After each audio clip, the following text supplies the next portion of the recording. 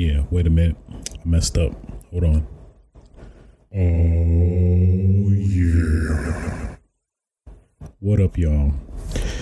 It's your boy, the one and only A-Switch, aka who put this stick in my ass, aka who left the door open, got all these damn flies in here, aka somebody give me a change for a 5.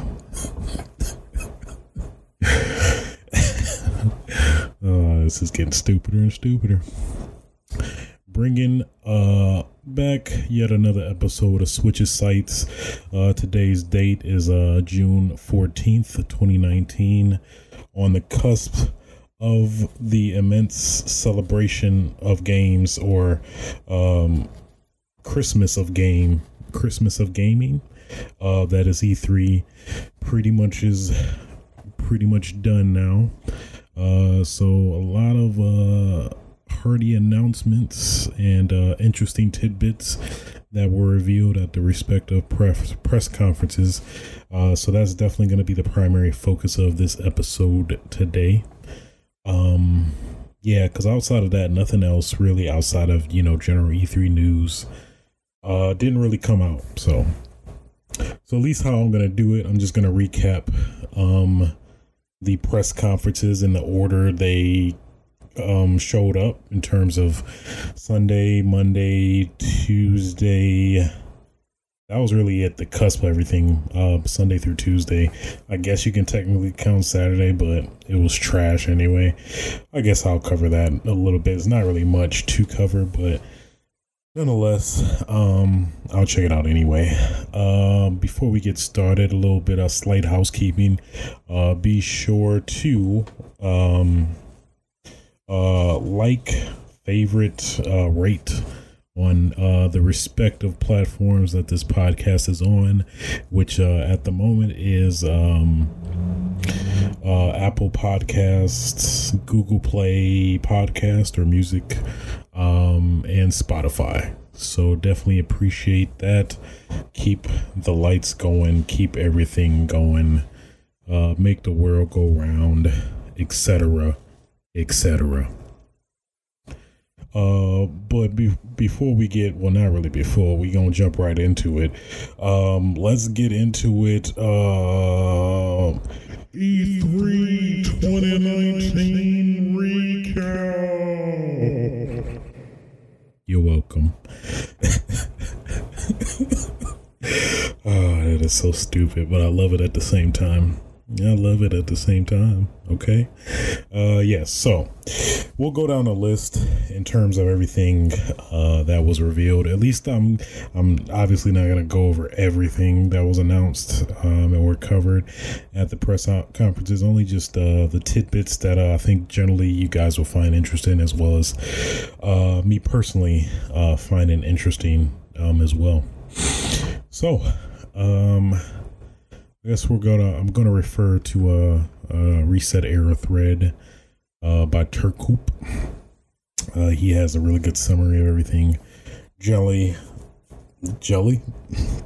what went down in terms of all that we needed to know for all that is E3. So at least I'll touch on some news that we kind of knew before coming into E3. The first one, Shenmue 3 being delayed instead of its intended release date, which is August. I think it was pushed back even another time before it got pushed back again. I forgot when it was supposed to come out, but I'm pretty sure it got pushed back previously to another predisclosed date or whatever. So either way, yeah. So I mean, that game, we've waited like almost 20-ish years for this to come out. So I mean, I don't think a couple more months is gonna kill us, as well as, ultimately improving the quality of the game, so I have no quarrels or issues with the date being pushed back. So let's see. Let me do some editing of my. The threshold maybe. Pop pop pop hoop pop pop pop pop hoop pop pop hoop hoop ha he hoop ha he ho ho. Okay, I think that's okay. Sorry, doing some on the fly tweaking with the mixer. Excuse me. Some other stuff that was revealed. Obviously, Watch Dogs Legion, which was leaked before E3, their E3 announcement. But I think, it was like probably the week before Watch Dogs Legion got leaked, and then I guess shortly the week or so after, Ubisoft confirmed Watch Dogs Legion coming at E3. So like, okay guys, all right, you're gonna keep leaking our stuff. Okay, we'll confirm it. Okay, Watch Dogs Legion coming at E3. You happy there? I'm assuming that's what what they really wanted to tell us, so what else really that was notable? I think I talked about Google Stadia last week, I believe. Yeah. So yeah, obviously Google Stadia, Destiny, I know I covered that. Breakpoint, pretty sure I covered that to some extent. I'm not sure if I covered Ninja Theory's next project, which we now know is Bleeding Edge, which was leaked. So yeah, so basically I'll cover that more as we go to the Xbox press conference, but before coming into E3, Bleeding Edge was leaked, unfortunately. That's one thing I think we need to touch on that is notable. Leaks, I mean, they're kind of interesting and juicy, but at the same time, it's like it just takes so much away from, what of somewhat of a lackluster E3 this technically has kind of been, to be honest. I mean, which is totally understandable because we're on the cusp of the new console generation, so it's pretty much expected that we're not going to get a lot of blockbuster slobber knockers of announcements. So it's cool, but I mean, yeah, I just wish, I don't know, we need to do some way of reducing some of these leaks, man. It's getting out of control. It's getting out of control, especially for E3. That's what this solely is kind of, heavily relied upon. But I digress. I just wish, hopefully they have some better countermeasures, or just people that are just not as, I guess, greedy to get, the attention for leaking something. I don't know. Hopefully there's some method we can figure out that may hopefully help prevent some of these leaks, but I don't know. It's kind of hard to say. So okay, so I guess, we'll go, with that being said, all that before E3 started, we'll kind of cover pretty much press conference to press conference. I may skip some because they weren't really necessarily notable or kind of renowned, but we'll, go as we go. So June 8th was EA Play. I'd say the biggest announcement that they revealed was Star Wars Jedi The Fallen Order gameplay. They showed a full-blown trailer. You definitely get a lot of Dark Souls vibes, which is I think what they were talking about previously before even showing any hardcore details about the game or regarding the game. So there is that. Had some cool stuff into it. It seemed like a typical Star Wars game, which is I'd say a pretty good compliment in general. But yeah, that was the biggest. I think the one coolest part was he did the one move that Kylo Ren did in episode 7, I believe, where he can I don't know what the term is, or official term is for it. I'm sorry Star Wars fans. God, you need to know more about this. I mean, I'm sorry, okay? Excuse me. I'm not the Star Wars connoisseur you thought I was. I'm sorry. I can't cover or enjoy everything fully equally, okay? Sorry. I'm sorry. So basically it was a sweet ass move that he could stop blaster fire in his tracks. So basically he could do that, and one pretty cool thing that they showed was that he stopped it, the blaster fire in his tracks, then dragged the dude that shot the blaster fire, then dragged him and pushed him in the shot and killed his ass, which is pretty cool. Outside of that, had really cool stuff like, you know, deflecting hits and shots and stuff, which was pretty cool. What else? Deflecting shots, lighting, using your lightsaber as a light, which I don't think specifically in a game we've not really seen that much, was really cool. Outside of that, everything felt pretty normal or pretty much expected. But I mean, for a single player Star Wars game, that's pretty fine by me. So I'm all for that. I don't have no issues there. So yeah. And then next was information about the new legend, which is Watson. So she's the new hero that will be joining the fray in terms of Apex Legends. I guess her big angle is that she seems to be more of a defensive character, where she can counter Bangalore's ultimate, which is like a fire strike that shoots down just bombs and explosions towards wherever she designates. So I guess, yeah, so basically she has, I forgot what it's called, like a trophy system in terms of her arsenal, which is pretty interesting. But other than that seems like her biggest appeal from what I saw. I forgot to catch the trailer. I'll probably catch it to see it in full, but at least from some quick tidbits of gameplay here and there, that's at least what I kind of gathered. So Battlefield 5, I guess apparently there's been some 8 new maps going to be releasing in 2019. Can't really speak to that because I never really play Battlefield 5 specifically. I don't know, I've just been more preferably of a Call of Duty preference there. So all in all, not really anything too like groundbreaking or shattering or anything like that, but nonetheless pretty, I guess, notable either way. So now moving to June 9th, this past Sunday, of course, it was Xbox time to shine. Now with PlayStation not attending officially the E3 2019 show, Xbox had all its time to shine, which I think overall I did a pretty good job of doing so.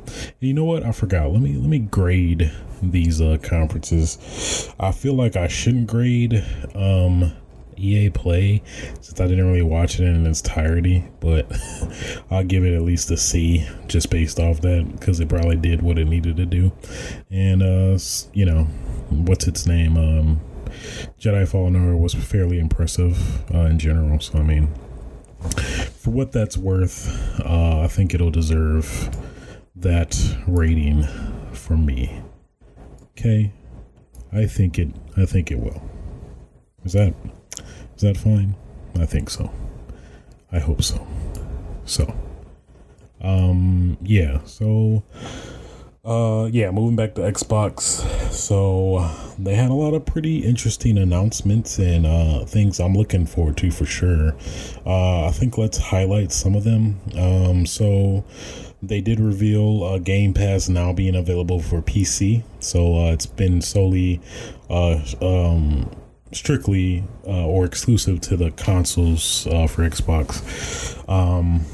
Outside of some, games that you could technically play on PC, but not, utilize the Xbox Game Pass. But now that is now in the past. Now it is officially supported in terms of Xbox Game Pass. Only a select amount of titles that obviously will make sense that are, I think, already on PC to some extent, whether it be on Steam or something like that.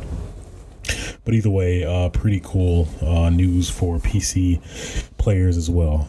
I think I really do like the angle that Xbox is starting to kind of put itself into, as to giving other gamers that maybe don't want to fully commit to a fully new console but may have a PC, being able to give them that luxury of an option of, you know, maybe at least touching the exclusives and stuff like that on PC, and, you know, not having to buy a whole new console, which is really cool. So big ups to Xbox for that so far.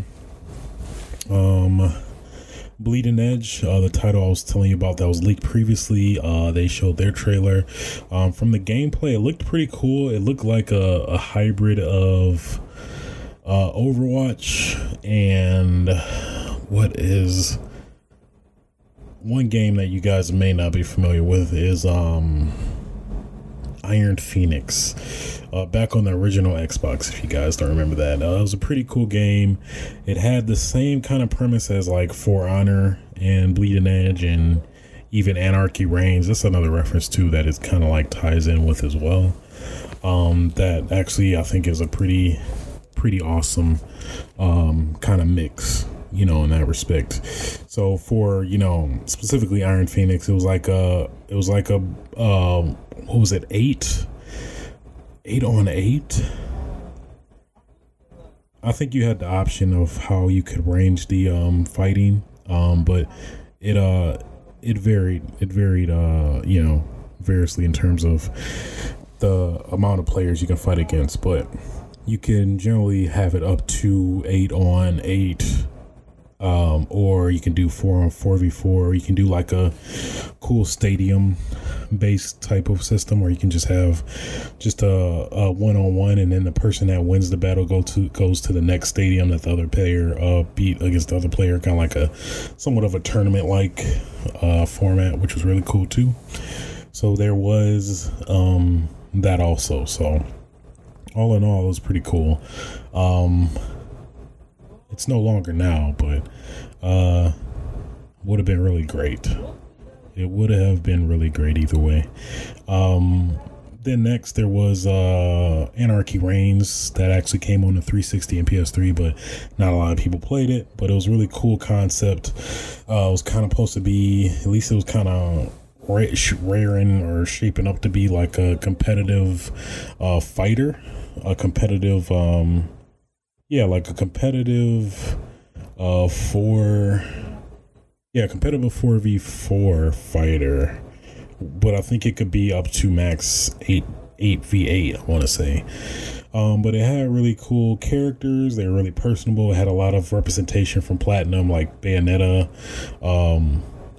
starred in it, or she was a guest character, and like some of the other characters from renowned franchises like Mad World, the one main character from that, and I'm trying to think of somebody else. Mad World and some other game I cannot recall. Maybe that was it. I'm not sure, but in general, it was basically traditional, like a competitive beat 'em up with a larger group of people. So I thought that was a pretty cool concept, in general. So so that is that for Bleeding Edge. And also there's a beta or alpha coming out later in June, I think around the 27th or something like that. I tried to sign up for it, but it wouldn't let me submit finally for some weird reason, so I don't know.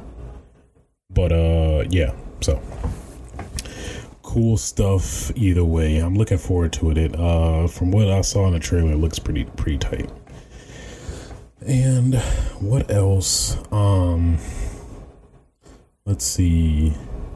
Next that I recall was Blair Witch, which was just it looked a hell of a lot like Silent Hill, which I think people were starting to freak out. It was eerily very similar to Silent Hill.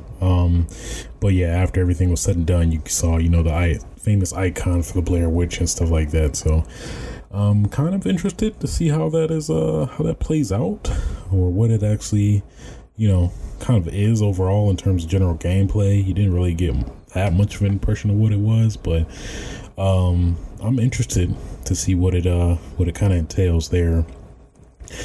So yeah, Blair Witch. I forgot what the studio was. I think it's something Smiles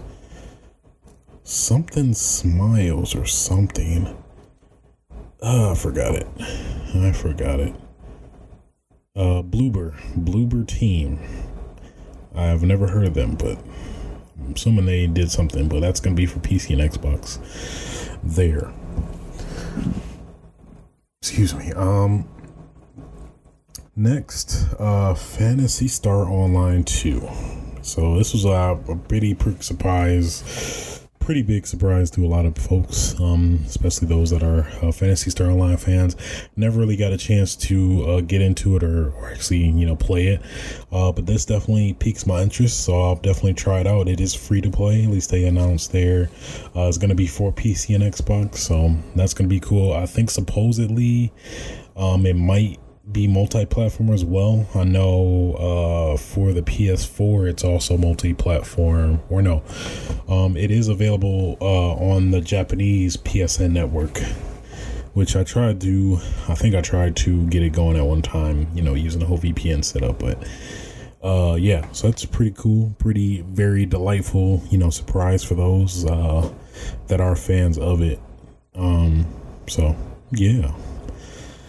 Next is Dying Light 2. I played a little bit of the first one. I like what I enjoyed, but I just never got a chance to get back to it. But it looks like, I know they came out a revised edition that like revamped a lot of stuff that a lot of people didn't like from the first game. So hopefully at some point check that out as well. But the sequel, Dying Light 2, was announced and they showed some interesting trailer footage. Outside of that, it just seemed like, in my head, I just automatically wrote it off like, okay, just another sequel, to everything. But from what I'm hearing, at least from the news and media outlets and stuff, that it's actually really caught a lot of people's attention. So that may encourage me to at least play the first one and get a better concept of what that kind of is and things like that. So pretty interesting stuff. Dragon Ball Z, the unannounced action RPG project, finally got a name and title, Dragon Ball Z Kakarot, it's for those that watch anime knows, but there's such a weird name. But I guess clearly that's Goku's name in general. But it's been announced it's going to come in early 2020 for console. So pretty cool stuff. Oh, of course, I forgot. Battletoads. They did show a trailer of Battletoads. I'm kind of indifferent of the animation style because they basically have this new unique animation style to it. But a lot of the, I guess, factors do definitely seem to pay respectful homage to the previous Battletoads, or the old school ones. So I'm indifferent, but I am still interested. At the same time, they did promise 3-player co-op. They said it seemed like they promised at least local co-op. Kind of a bummer that it doesn't seem like it may not be online multiplayer, which would be cool. But all in all, they didn't really show too much necessarily. You did get a brief bit of gameplay, showed some combat. They did also show bike chases, or I forgot what you call it. Isn't it a bike? Yeah, bike. The bike maze levels or whatever. That you gotta dodge or jump over, obstacles to get through the level. They changed perspective, so now it's kind of like behind, like third person instead of 2D side scrolling. So you're directly behind the Battletoad driving on the bike, and then you have to kind of dodge it that way.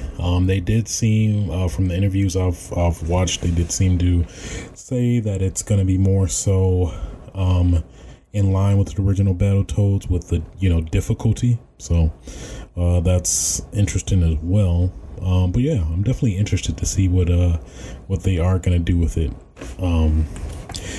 I am cautiously optimistic, but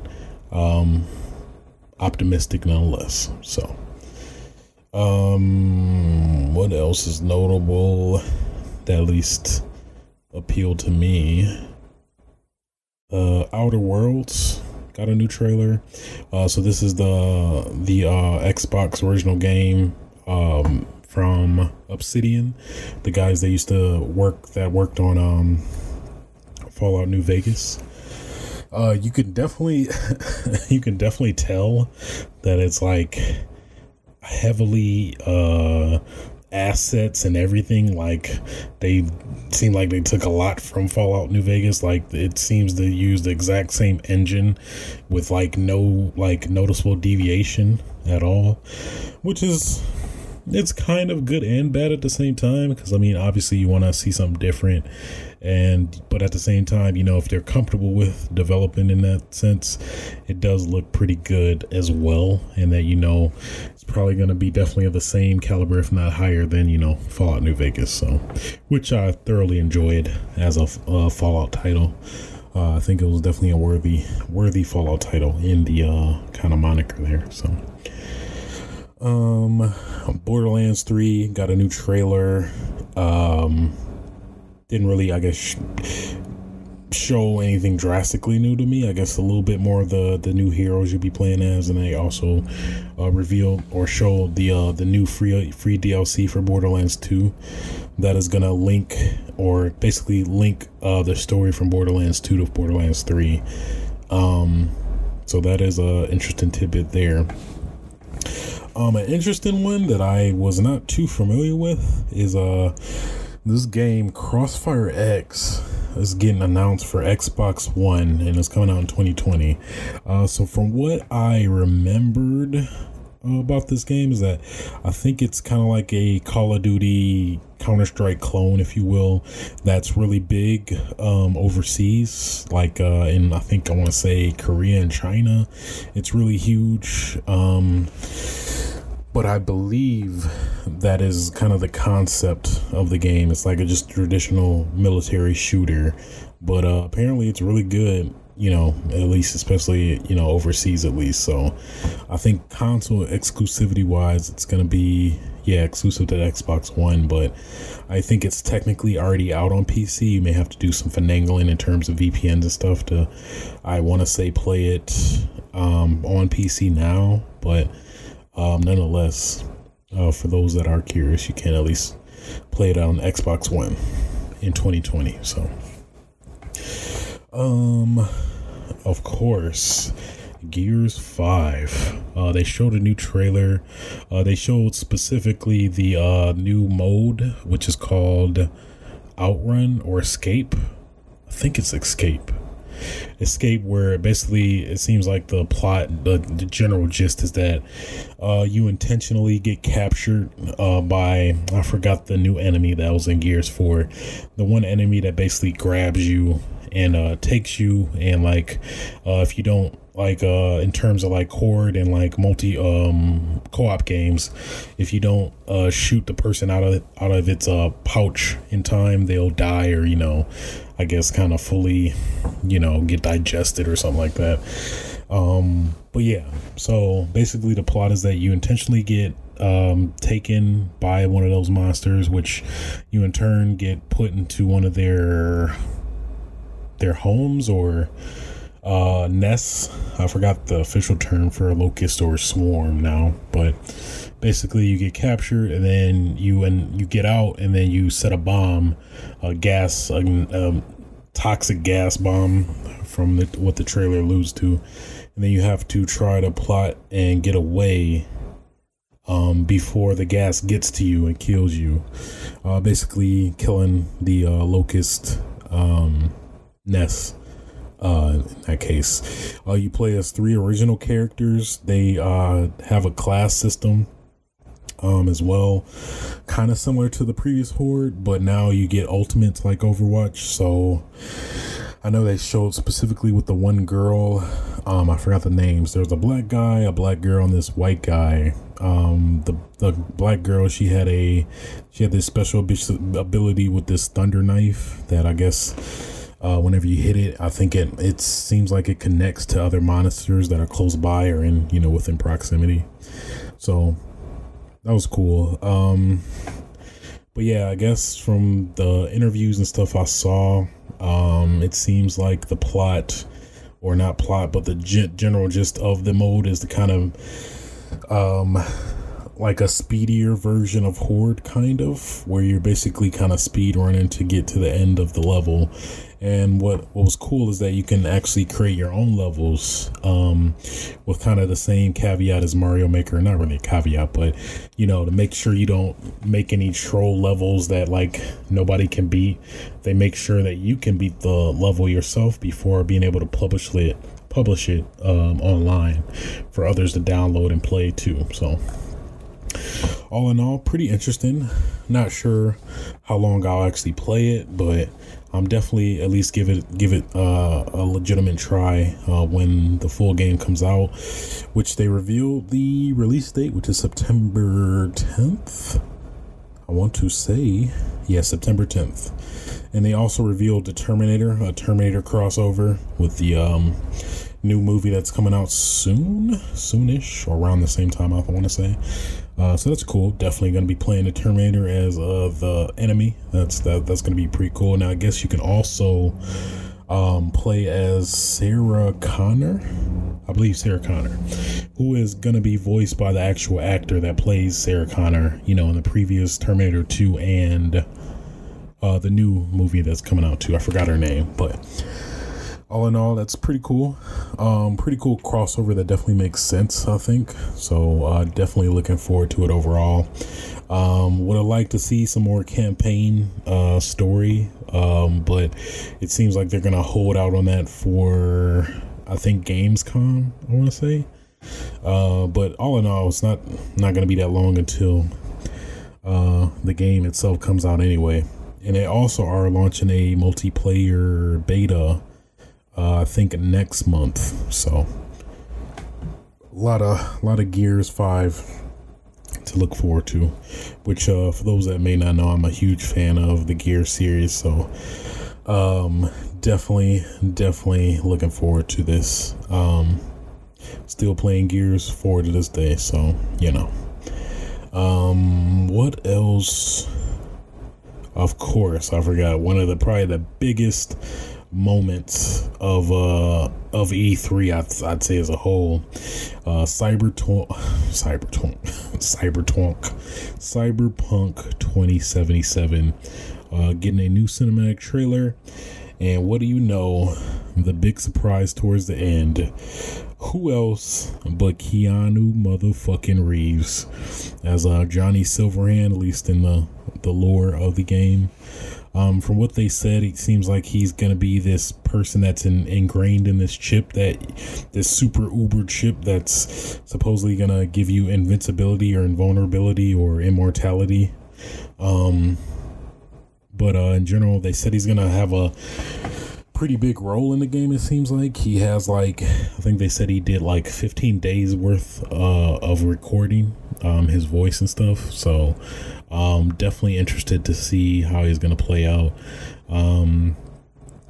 This is the year for Keanu Reeves, man, I swear. John Wick 3, which was awesome, and then you got Cyberpunk 2077. He's gonna be in Toy Story 4, I believe, as a original character. Man, definitely the year of Keanu Reeves, but he definitely deserves it. He just seems like a really cool, down-to-earth, just relatable person that still cares about people, not I guess kind of unhumbled by Hollywood and kind of the industry, if you will. I don't know, that I would, you would assume somebody being in the industry as long as he has would kind of, maybe be tainted or jaded by it, but he just seems to be the total opposite, if not even, a better person because of it. So definitely definitely the biggest surprise, because yeah, they towards the end of the trailer, they the dude got wiped out or knocked out, I forgot. Then he wakes up, then you see this person, you don't see his face yet. Scrolls up, you see, oh, okay, it looks a lot like, oh shit, it's Keanu Reeves. He takes off the shades, it's Keanu Reeves looking. All the gamer girls are like, they wet, they all moist, down there, because Keanu Reeves, which I get. I mean, I may have got a little hard there. I may have got a man boner, for Keanu Reeves. I mean, he's a man, he's the man's man. I mean, I can't help it. I mean, I'm straight, obviously, but I'm just okay, this is getting weird. This is getting real weird. All right, I like women. Okay, let's keep that clear. All right. Okay. All right. Good. So, yeah. Then of course, Keanu Reeves came out right after that. Everybody's like, oh my god. Everybody was just tripping like, oh my god, Keanu Reeves, oh my god, I love you so much, oh my god, you're breathtaking, Keanu. Everybody was like, Keanu was like, no, you're breathtaking. And everybody like, then the girl's like, oh my god, I'm so wet, Keanu. Clearly, so. But no, man, I don't think anybody could get that genuine reaction other than Keanu Reeves, who, he just came right off the cusp of the announcement of the release of John Wick 3. So, yeah, man. And then, he's like, take a look at this, and he was like, Cyberpunk 2077. Everyone's just crazy, like, oh my god, Keanu Reeves, oh my god, he just said it, he said the title, Cyberpunk 2077, that's what it's called, and he just said it, oh my god, Keanu Reeves. That's clearly what the whole, audience was like. So, yeah. All in all, definitely very interested. Definitely a pretty fitting role for Keanu Reeves in terms of, his previous work. Obviously, in terms of a futuristic setting, like The Matrix, of course, one of my favorite movies of all time. And what else? Well, my mind's a blank, but I know he's done a fair amount of semi-futuristic movies, so yeah. But yeah, man, probably definitely the biggest highlight of E3 2019. Keanu mother Reeves. For sure. I forgot to censor myself earlier, but it's whatever. So next, in terms of impressive announcements, was Elden Ring, which was the I believe we talked about the previous episode, the George R.R. Martin and Hideki Miyazaki crossover from Software. So we actually saw the trailer for the game. Didn't show much detail of gameplay, obviously, but kind of gave us a little hint at what to expect. Definitely you get a lot of the Miyazaki spins and lore and characters. But yeah, again, kind of a shame, just yet another game just spoiled and taken away from the impact of the Xbox brief. And unfortunately, since this game was leaked last week or the week before that, which is very, very unfortunate. Very, very unfortunate. It's sad, because this would be like a super surprise, like, what, are you serious? People would have lost their shit for this, but people like to leak, so unfortunately. And then probably the biggest lasting notable thing of the press conference was Project Scarlet, which they did at least reveal some more details about it. along the same lines of the PS4, PS5, with the Wired interview, exclusively there. But yeah, so at least some of the notable, I guess, remarks they made in the video for it was that it's going to be 4 times more powerful than Xbox One X. So that's a lot of power. They claimed 8K, which I find that very hard to believe to actually do that, but supposedly that's going to be possible.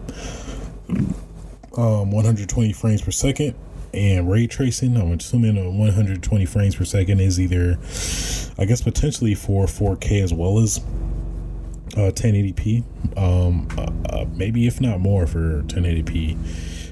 But yeah, they didn't seem to clarify whether that was specifically for 4K or 1080p. Considering it would technically be 4 times more powerful than Xbox One X, I would assume it would be 4K, that you can do 120 frames per second, which I think it would need to have that higher HDMI standard, because that would be a clear, I guess, fallacy of it if, because I think HDMI 2.0, you can't do 4K at 120 frames per second, I want to say, but HDMI 2.1 you can, I believe. So I would assume that would be a standard in terms of that, because if it has this but doesn't have HDMI 2.1, then this would just be a fallacy in general until they maybe come out with a Xbox One X 2X or something like that. I don't know, but they did claim this to have a lot of similar qualities to the PS5, like a unique SSD that has quicker load times. I don't think they directly compare it face to face with PS5, but interesting nonetheless. So there is that. But 8K, I don't know. I have to see it to believe it. We're not even done with 4K. Why are we on 8K still? Wow. Stop it. Then the supposed rumors that we can't see more than 4K, or we can't technically see 4K, but I don't know. That's kind of subjective. I don't know. I think maybe it varies person to person, and then that kind of goes into that whole territory about we technically can't see perceive more than 60 frames per second and all that, which I don't know. I think a lot of people have proven that to be wrong. So I mean, all in all, just raise it up. Give us more power. Keep giving us this power. Game developers, or Xbox, or PS4, PS5, or Nintendo, keep doing it. Keep doing it. Don't stop. Give us more power until we don't want no more, and that will be never. So, oh yeah, I forgot they also revealed xCloud, which is the kind of the streaming competitor for Google Stadia as well as PS Now. It did reveal some interesting details. So you can, in the same vein as the PlayStation 5 with the Vita, stream from your console. So you can use your console as a server to stream games from, instead of reaching out to one of Microsoft's servers, which they did say, not at least at the conference, but in interviews and stuff, that it will be a somewhat of a charge for that. So I think it's gonna be in beta within the next month or so, I want to say. But all in all, yeah, we're getting there. Everybody's streaming games now. But I mean, I do see the cool convenience of it. So specifically for RPGs, or mainly RPGs, and maybe games you do some quick maintenance on. One thing that comes to mind is one example. This was way back, maybe about a year or so ago, when I was playing Yakuza 6. It had this cool ass they call it Clan Creator, where basically it's a top-down RTS strategy game where you strategically place enemies, your your heroes to fight enemies and stuff like that.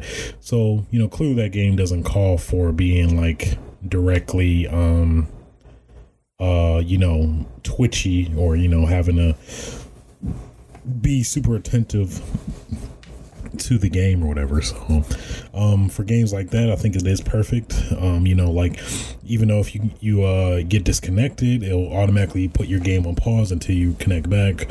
Really cool stuff like that, which I think does serve a, you know, useful purpose in those scenarios. So definitely think it is worth exploring at least. I don't think we'll get to the, you know, caliber that people are thinking that, oh, next generation after this we'll never have any consoles. I'm pretty certain it'll be at least an option for folks that may not be able to, you know, go that route comfortably, but I think they'll still stick to the tried and true traditional, you know, console experience, which I'm definitely still all for. I think there's still, you know, value in utilizing. So yeah. Oh, was there one other thing I forgot? It was something that is not coming to mind. Oh yeah, of course. Halo Infinite. So pretty much at the end of the conference that they showed the Scarlet, or, you know, concept of the Scarlet in terms of the details. They showed a trailer for Halo Infinite, and good God, them goosebumps were heavy. Just to hear Master Chief come back again, and he's like, I got this. He's like, don't stand for it, just fight. I'm paraphrasing, but he said something like that, like, don't run, fight, or whatever, you know, in his cool Master Chief voice. I need a weapon. Don't stand, fight. I forgot what he said verbatim, but at least from the kind of concept or general trailer of the game, they said it wasn't. It's weird. They're kind of half-stepping. They said it's somewhat of a pseudo build of the Scarlet, Project Scarlet, but it's not. So take that for what you will.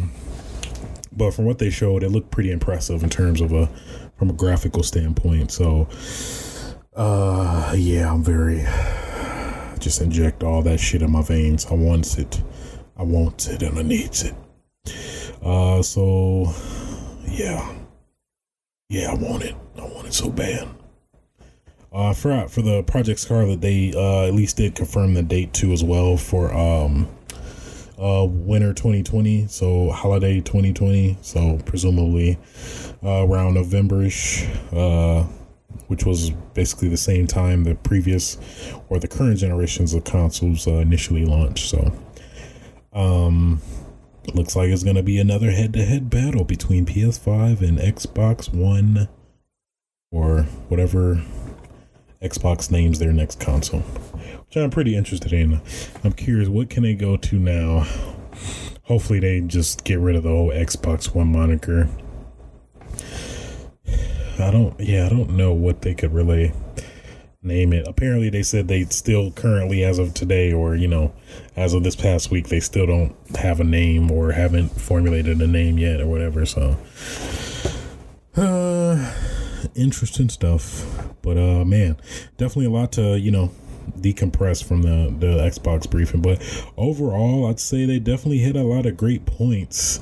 They did have a lot of, you know, weird slow points, or just what is this stuff, like Gears Pop. Like, who really wants Gears Pop? I don't know, but I forgot they did also reveal the Elite controller version 2, which has a lot of great improvements that I'm definitely going to get one. It has a 40-hour battery. 40 hours. 40-hour rechargeable battery. Tension adjustment, so you can adjust the tension of the analog sticks. You can charge through the controller case, which is really cool. I think I'll definitely get a lot of use out of that. But all in all, the kind of the rubber grips have been increased and moved to all around the handles instead of just being strictly on the back. There's also more texture on the triggers as well. But all in all, definitely great improvements. I thoroughly enjoyed the Elite controllers previously. Never really had any issues with them.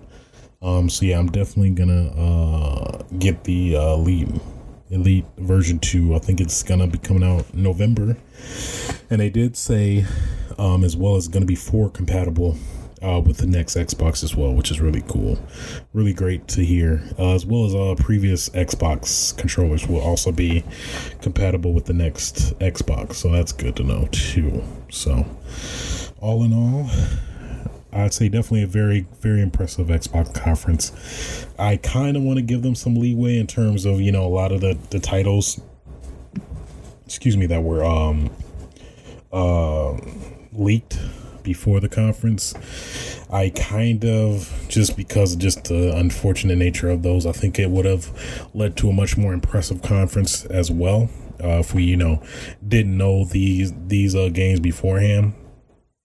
So with all that being said, I would give the Xbox briefing a solid A. They didn't really have too many just atrocious decisions made or whatever. Seemed to have a pretty decent pace and things like that. So yeah, I'd say I'd give it a solid A. Solid A in my book. They definitely did what they needed to try to capitalize on Sony not being in attendance at the E3 press conference this year. So yes, so next is the Bethesda briefing. Had some interesting tidbits that I was interested in, cover on some of these. Of course, Todd Howard came out, and he did. I think there was a lot of kind of speculation if Todd Howard would acknowledge Fallout 76 or just completely ignore it. But lo and behold, he did. He kind of at least acknowledged the failure of Fallout 76, but outside of that, no apology for everything. So take what you can get. So he at least acknowledged hey, Fallout 76, we kind of messed up on that. We've heard you. So what we're gonna do, we're gonna give you free DLC. So they're actually gonna supposedly add NPCs, quest lines, and weapons and loot. So that's pretty cool. And there's also second DLC, which is a battle royale mode. It's called Nuclear Winter. So it's basically just a traditional battle royale mode for 52 players. So kind of, you can kind of wrap your head around that specifically. So with all that being said, I'm probably going to try out Fallout 76 at some point. I just have this underlying guilt for me to finish Fallout 4, the DLC. I beat the main story. So I know probably after I do that, I'll definitely at least check out Fallout 76, because I, like a dumbass, I did get Fallout 76 when it came out, but I never played it. So yeah, kind of feeling the burn on that one now, but it's not all bad. Hopefully they can turn the ship around. So at least they are showing that they're not going to give up on Fallout 76 completely. And who knows, it could have the great turnaround story like some of the failed games that didn't really pick up, that did have a great turnaround. Rainbow Six comes to mind. I can't think of any other ones, but it's definitely a possibility. No Man's Sky, so next is what's his name? How can I not remember this legend? The greatness that is Shinji Mikami came out on stage. I know people were expecting Evil Within 3, but actually this is a genuine new title, which is Ghostwire Tokyo. So it's supposedly going to be an action adventure game with supernatural and evil elements. And then they also revealed the new director that's going to work on this game, which I forgot her name, but she definitely stole the show. She stole the show. She stole the show, and she stole my heart. I'm forever in love with her now. That is Bae. She is Bae. She is Bae, and I'll have it no other way. I forgot her name. I gotta find it because she definitely had a very star-studded event at E3 with her presentation. She just had so much personality and she was so poppy, you know? So poppy about it. What is her? Let's go with do some quick research. Tango GameWorks. Tango GameWorks and Ikumi Nakamura. Yeah, she had so much bubbly personality. It was great. I was like, I don't care. I just want to buy this game because I love you. Nakamura. I love you so much. But that's funny. But yeah, so she was definitely a highlight of E3 for sure. I'm pretty sure a lot of people have her at the top there as well. But at least from the trailer, showed some interesting stuff. A lot of people just getting naked.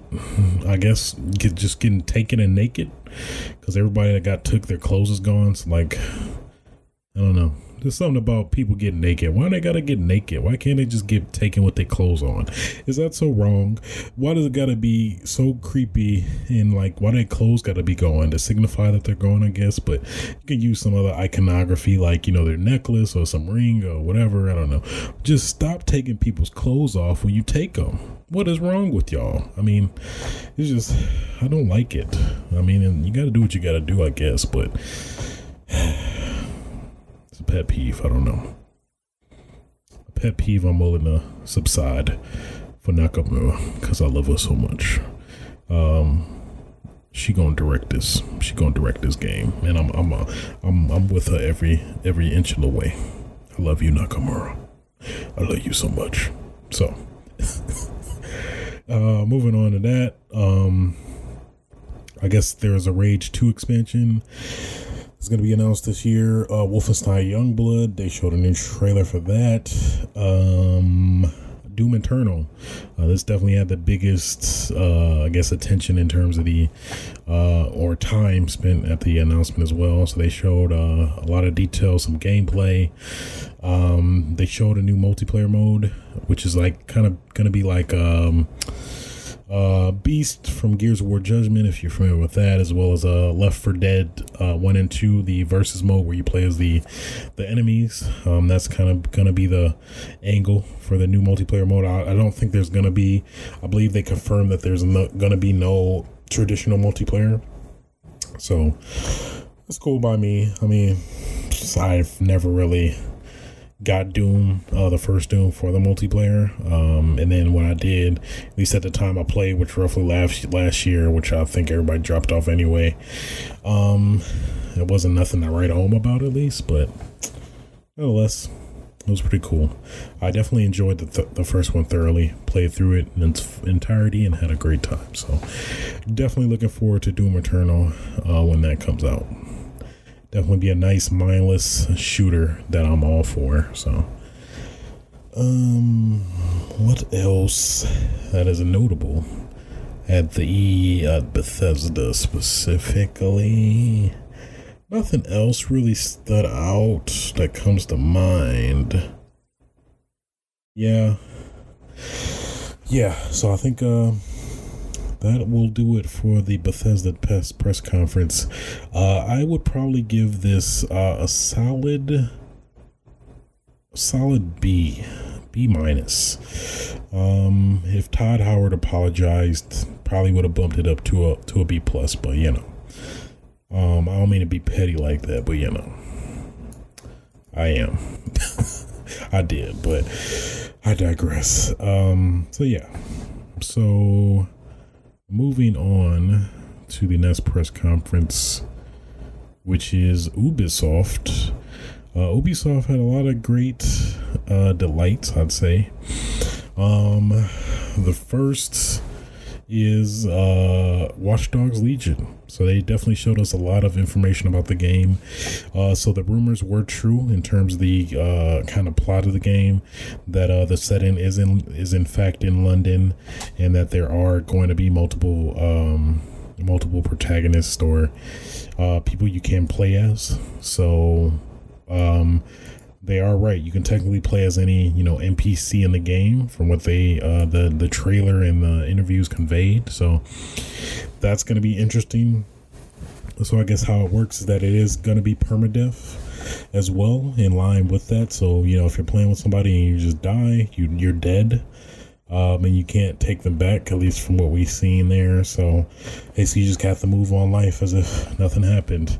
And one of the best most interesting moments of that game was that you get to play these old assassins who are basically look like little innocent grannies, but they can shoot the hell out of you. In the trailer they showed this old granny, just minding her own business. She pulled out this deagle. She's just doing a little strut, and then came up to this police officer and then just blew his brains out in broad daylight. If that ain't gangsta, I don't know what is. Okay, just no respect. She I don't care, I'm old as hell, I don't got nothing to live for. I'm gonna shoot you out here in broad daylight. I want everybody to see this old lady embarrass your ass by putting this deagle in your brain. There you go. I hope you happy with your life, because it's gone because of this old lady. So oh man, it was great though. I definitely want to play as the old lady. That might be my main character.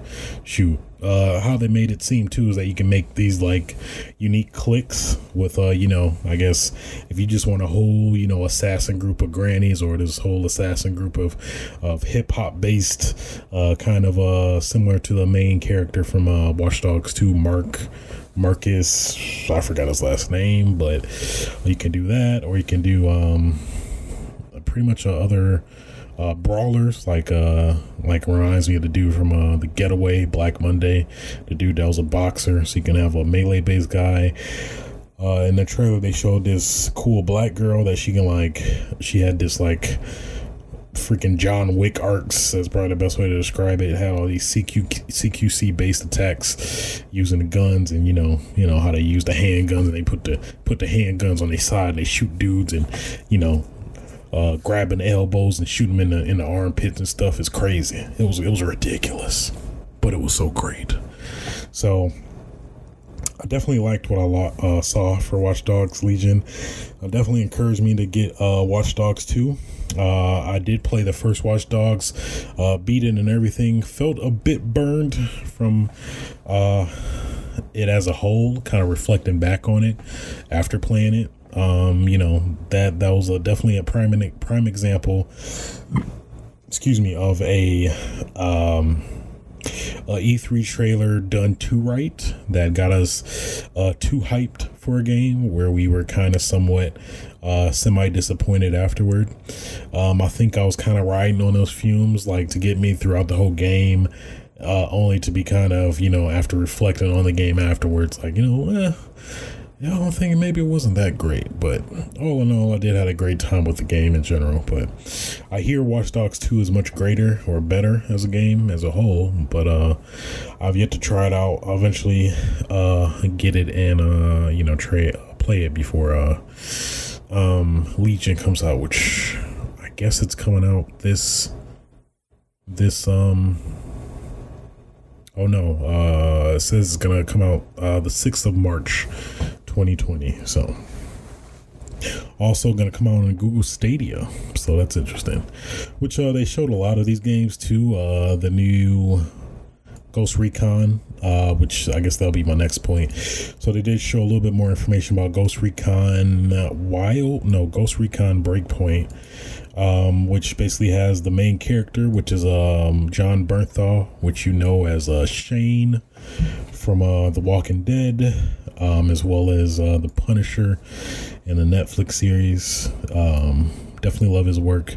He's definitely a great pick for the main antagonist of the game as well. So I guess there was a little bit of backstory in Ghost Recon Wildlands where they just added a DLC mission with him where he's on our team, and then I guess he went rogue.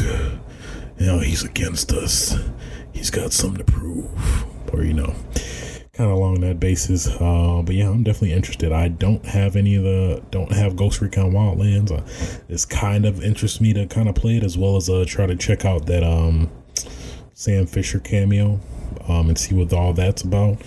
That had Michael Ironside as a voice worker of that too. So, but interesting. Oh yeah, of course, I forgot. John Bernthal himself came out to kind of, explain a little bit more about the game, as well as bringing his, I'm not sure if that's his actual dog or just the dog that's going to be in the game. I think it was a bit of both. I think it's his actual dog and is going to be in the game. But he was cute as buttons. He was like, you know what? I'm just going to sit here, let John talk. I'm just going to look cute, get everybody's attention, and win one of the best of E3 awards just by doing nothing, which he probably did, to be honest. Let's not fool ourselves here. So, but all in all, I'm definitely interested. I'll probably check it out, see if some of my friends will play. If so, I'll probably end up eventually getting it and trying it out too. Next, Rainbow Six Quarantine. So this seems to be, it looked like, at least initially, it was going to be some add-on experience to the current game of Rainbow Six Siege, but apparently this is going to be its own separate game, where it's basically a tactical 3-player PvE co-op experience. I'm at least in my head guessing Terrorist Hunt, but they, in terms of the trailer, they insinuated that was more so. It was more so. What am I looking for? More so. Zombies and kind of undead enemies that you face. And then it's gonna launch early 2020. So that's interesting. I'm piqued in terms of interest, but yeah. So they did announce this new game called Roller Champions. It's kind of like a roller derby-esque type game with a renewed spin on it. I did play the demo. It was pretty fun. I had a good time. It's currently an alpha on for PC. So if you do have a PC and you play, you'll have access to it. So, they announced a spectator mode for For Honor. Sure. They also announced a new game event called I think it's Shadows of the Hatokiri, I want to say, which I've yet to play. Tried playing it, but it seems like Ubisoft or For Honor servers were not liking me for whatever reason. But at some point, maybe I'll try it out. They did announce Uplay Plus, which is a subscription service, $15 a month, where you can, get access to pretty much all of the Ubisoft library. Apparently over premium, 100 games, and those games are the premium editions of the games, which basically will have all the DLC content available as well. So that is pretty cool.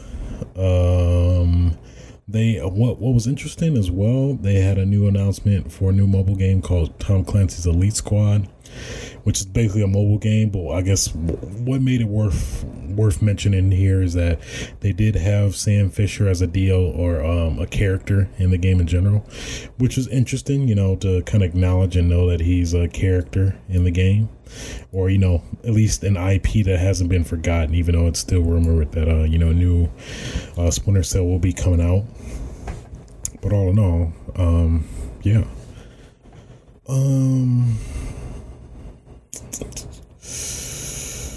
That's pretty much it. Yeah, that's pretty much all that at least was notable, in my opinion, for the Ubisoft briefing. Overall, I kind of, as a whole, I would have to give it a C plus. Actually, no, I give it a solid B for Watch Dogs Legion. It definitely looks pretty cool.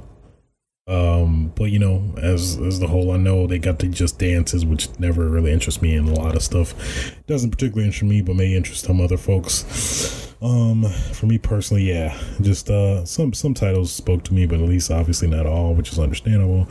But in terms of pacing as a whole, I'd say I give it a solid B. Wasn't too disappointed with the games they showed.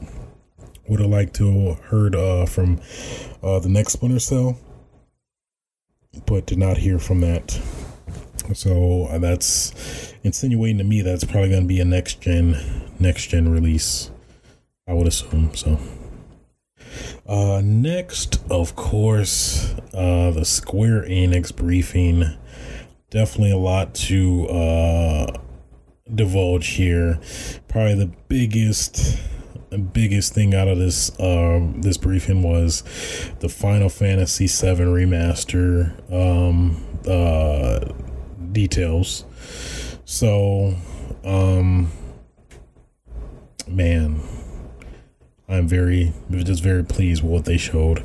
So, they showed pretty much a little bit more in depth of the gameplay, of the mechanics. They show a little bit more information in terms of how everything is going to work, and I totally agree with it all. It's kind of be more of a real time thing, but you can also get kind of a feel of that, a feel of the what am I thinking of?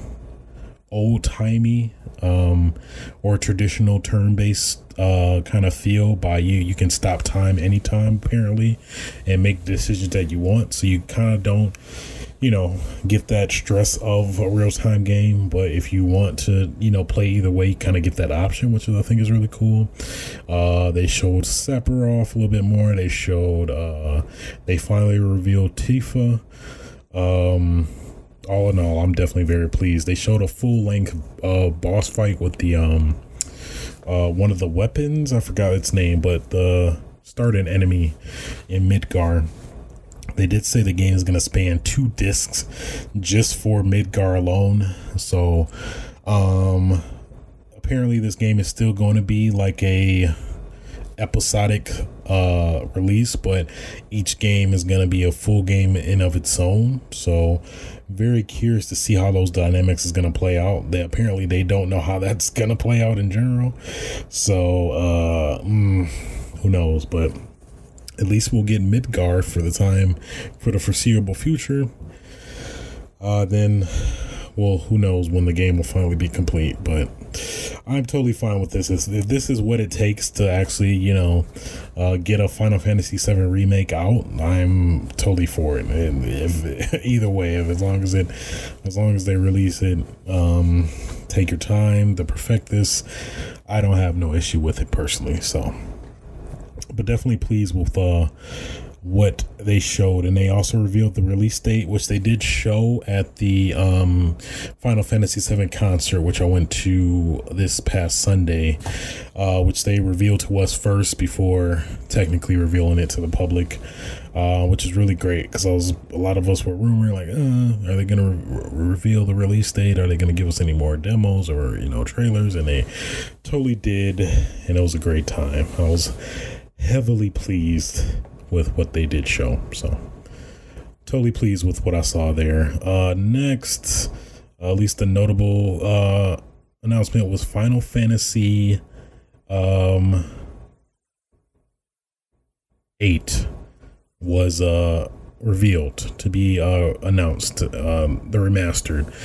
So I know this is it's supposedly in a lot of development. Well, not development, more so not development, but what am I thinking of?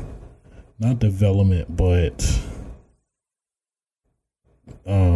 licensing hell. It seemed like that was the biggest thing that was tying it up, but I guess they somehow, some way figured everything out. So now this is actually gonna come out to PC, Xbox One, PS4, and Switch. So that's great news. I've never played Final Fantasy 8 or pretty much any ironically any other one except 7. But yeah, this definitely is interesting for me to play eventually at some point. Yeah, so there is that. Then they also showed Marvel's Avengers, which in my opinion was pretty interesting. I liked what they showed. Wasn't anything, I guess, to write home about. They didn't show any gameplay specifically, but they did give us a better concept of the kind of the plot of the story and everything and all that. None of the characters from the Marvel the Marvel movie universe will be in the game, so all the characters will directly be original of themselves. So that's interesting, I guess. I mean, it's going to take a lot to get used to, hearing Troy Baker and Nolan North voice, Iron Man and the Hulk. But I think after we play it and get used to it, I think it'll be, just like any, I guess, thing. I don't know. Only time will tell, but I have confidence this is going to be a great game, especially, being under the moniker of Marvel in general. So, outside of that, that's at least the only things that really stood out to me. But just based off of Final Fantasy VII alone, I'm going to have to give the Square Enix briefing A+. Actually, no, I give it an A-. If we got a playable demo that we could play at home, I would have given it an A+. But based off that alone, A-. Definitely very pleased with what they showed, for sure. At least for the games that interested me. So next, June 11th, the Nintendo Direct. Good God, so much great things in this announcement. Or this Direct in general. Some great things that were announced in this Direct. First, for me specifically, No More Heroes 3. We did it, guys. We bought Travis Strikes Again in hopes of getting No More Heroes 3, and we succeeded. Thank God. So, got a reveal trailer. It's gonna be coming out in 2020. Looking very, very much forward to it. I'm curious how they're gonna handle having the game control, like it did in the Wii games. And hopefully we get a port of 1 and 2 at some point before this comes out, or even after. That's kind of, I guess, yet to be known, but maybe as we go further and everything, we'll probably get a reveal, maybe possibly a Tokyo Game Show. Who knows? That would seem to be the perfect opportunity to do so, I would assume. But definitely pleased that it's going to be announced, and it said that it's going to be just like 1, 2, and 3. I didn't personally enjoy Travis Strikes Again that much, but I did have a good time with what I played. I did like the interactive novel aspect of it that provided some backstory for what is going to be No More Heroes 3, so that was cool. Resident Evil 5 and 6, that was such a weird decision. It had to have been some issue with making the trailer that they didn't have enough time to revise or something like that, but it was such a weird premise. So they had it start out with the person playing these two people, a guy and girl in this haunted house, playing Resident Evil 1, Resident Evil 1 remake, and then basically that's what they did entirely of the trailer. Then after that, they revealed, what did they reveal? They revealed that, oh yeah, Resident Evil 5 and 6 are coming to the Switch this fall. Like, oh, okay, why didn't you just show us 5 and 6 already? It just felt like a waste of time. It seemed like it was some issue that they must have did or had or ran into before, revealing the thing. It seemed like that maybe they were possibly going to reveal a new Resident Evil or something, but I don't know. That was just such a weird trailer, how they presented it. I don't know what the intention was there. Panzer Dragoon remake was announced. That's going to be interesting. I've not really played the Panzer Dragoon games, but I just might with this remake. Who knows? Contra Rogue Core was announced. Like a lot of people are saying, this trailer does look pretty damn ugly. But I hope the gameplay might make up for it or trade off, or may take place of that. But we'll only see or find out to some extent soon. A new Animal Crossing's New Horizons finally got a title and a launch. I guess it's pushed back even further than its intended date. So it's going to be coming out in March 20th in 2020. So there you go. What else? They revealed the first Smash, another DLC character for Smash, which is the Dragon Quest character. I'm not familiar with Dragon Quest, so I can't really, I guess, put my 2 cents on that specifically. Then of course, probably the biggest news story of it all was Banjo-Kazooie joining Smash this fall. Dreams have come true. Phil Spencer of Xbox, I'm assuming, had to have really played nice with Nintendo to actually give Rare work out the licensing for Nintendo to get this character to come back.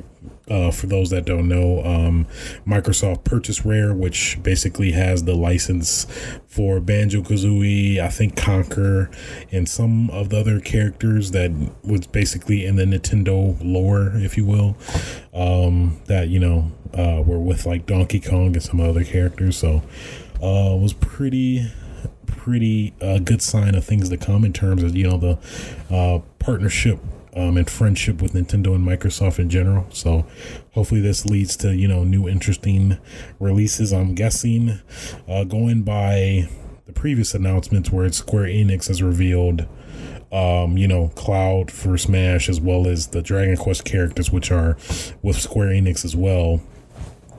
I'm guessing maybe Nintendo might double dip as well, where this does kind of invite the idea that there could be a maybe Master Chief or who else, Minecraft in Smash. So that's kind of interesting. I personally wouldn't want those two characters, but I'll say I would like Master Chief. He'd be pretty cool. I'd like to play him. Not as much as a Minecraft guy or Steve the Minecraft guy. I don't know the official term, but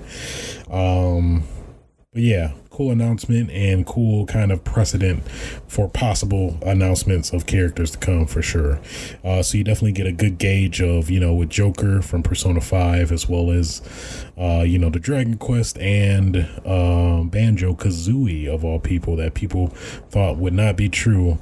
It's definitely a great announcement overall. So, definitely you get a good impression of the moniker of characters that they could potentially add as DLC for Smash. So, but man, this roster is going to be looking great. I tell you what, man, the biggest roster ever, on top of adding even more DLC characters. This is great. This is a great time to be a gamer. I will honestly say so. Yeah. Personally, I really would like Travis Touchdown to be in Smash. I think it could be possible if enough people want it. Probably maybe closer to 2020 or somewhat closer, maybe alongside the announcements of No More Heroes 1 and 2. That would be pretty damn cool. I definitely would like to see it, but we'll see. But yeah. So that was pretty cool. Oh, also, just out of nowhere, Witcher 3 Complete Edition on Switch was announced. Includes all the DLC, and on top of that, all of it's included on the actual card itself. That is impressive, because a lot of games, at least a lot of bigger games that are on traditional consoles, generally have to download extra DLC or some content that isn't on the disc that needs to be in order to play the game. So for all this content, especially a game as big and like ambitious as The Witcher 3 to actually be on the Switch is pretty damn impressive, I'd say. I don't know what wizardry or programming they managed to do to fit everything all into one small cart like that, but hey, anything's possible.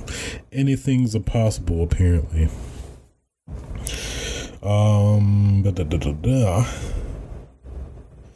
Luigi's Mansion 3, that looked pretty interesting. I had never really played the first two, so I may actually jump in on this one or try the previous ones out at some point.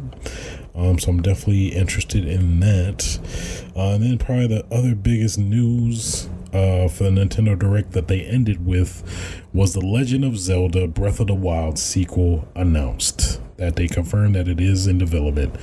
So there was a lot of speculation in terms of if this was still in development or if what the next Zelda would be, if it would be as equal to Breath of the Wild or what or not.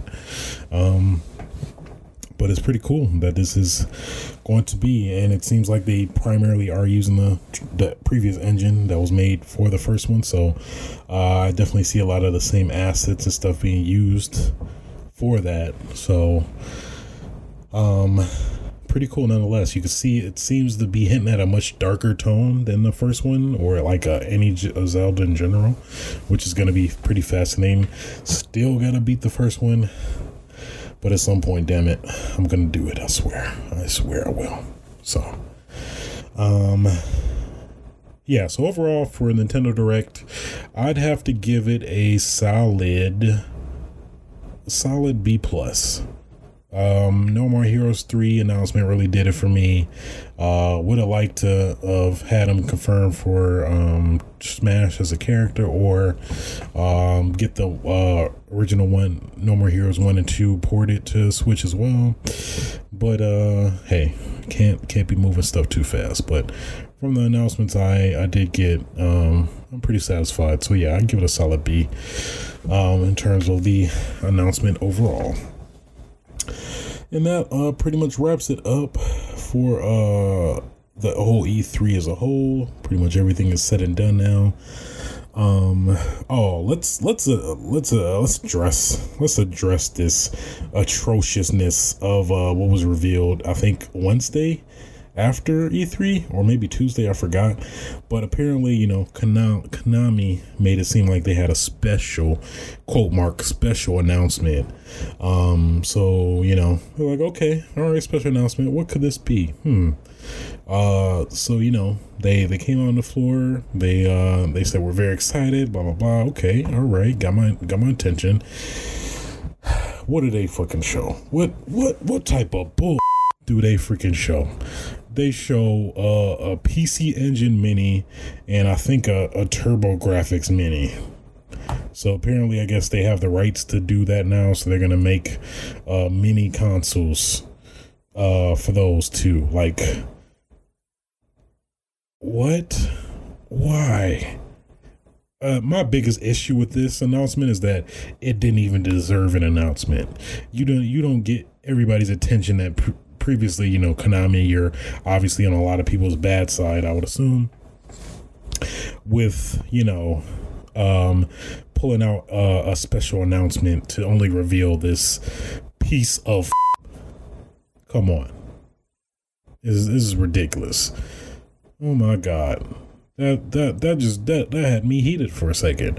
It's one thing if you just release it in passing, or as as E3 is going on or whatever, but don't get all of our attention ready for this. Like, we thinking like Metal Gear Solid remake, Metal Gear Solid collection or something. I say the best case scenario you could do is do a Metal Gear Solid collection for all the current gen consoles. That would at least been somewhat of a goodwill, not really hindering on Kojima's like production or work, but just porting these great games to another avenue for people who probably missed out on it, on the games previously on another platform, to enjoy it on current platforms. So such a horrible, atrocious method of an announcement. Like, you're Konami, you have no business just clearing the line to make it a dumb announcement as that, getting our hopes up for no reason.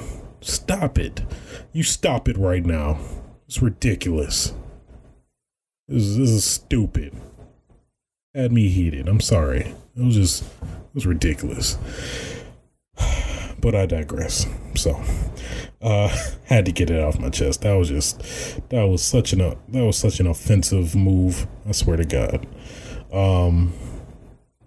Other than that, they did, at least there's somewhat of a confirmation that E3 is gonna be next year. Is that I guess after every E3 they have a banner when you go out that E3 will be coming back 2020. So we did get confirmation that E3 is coming back in the year 2020. Which, man, Whew, E3 or 2020 in general is going to be a ridiculous year, ridiculous year overall for sure. Because I mean, you're going to have Final Fantasy. Oh God, pretty much almost everything they announced at all these directs are going to be coming out in 2020. So it's going to be a ridiculous year overall. This is probably going to be the year I'm definitely going to at least attend E3, which I've yet to. I was gonna try to come this year, but it seemed like none of the announcements gonna be really worth it. And you know how ridiculous the lines are for E3 in general to even play a game. I'm okay. So at least I think next year will probably be the best year to do that. So definitely looking forward to it. Looking forward to next year E3. This year as a whole, it's pretty understandable. This is on the cusp of, you know, the next generation of games as a whole. So, I mean, I could totally give, you know, everybody some slack in that.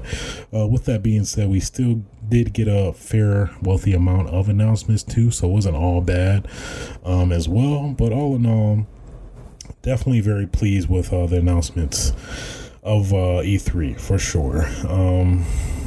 Yeah, man, it was a great... E3 is always great, and at least there's always something great to find in these. Yeah, man, this was great overall. It was really great. So another E3 down, 2020 next, and I'm very, very excited for the next year and what that's gonna hold. So, but yeah, all in all, guys, that's pretty much gonna do it for Switch's podcast. Switches Sites podcast. I believe this is episode 9. Yeah, man. Do some quick housekeeping. Of course, you can check me out on Twitch TV/aswitch. Just finally started with all the hype I have amassed with No More Heroes 3 announcement. I am playing No More Heroes 1, plan to play No More Heroes 2 as well. So you could check me out on Twitch TV/aswitch. Check out some of that. Also check me out on youtube.com/aswitch. I swear to God, I'm gonna do it. Y'all keep playing with me. I'm going to upload a video at some point. Just watch and just wait. You can also support me on patreon.com/aswitch as well. I plan to put some content out there too. Just wait on it. Okay, wait on it. All right. And again, of course, feel free to rate, like, kiss. I don't. Can you kiss on Spotify or iTunes or Google? Please kiss me, please. I don't mean to sound like that, but spread the word on the Switches Sites podcast, so I can get some support to keep this show running like a well-oiled engine that could. No Thomas the engine. Okay, wait on it. all right. Let me stop tripping. Till next time, guys. Oh yeah.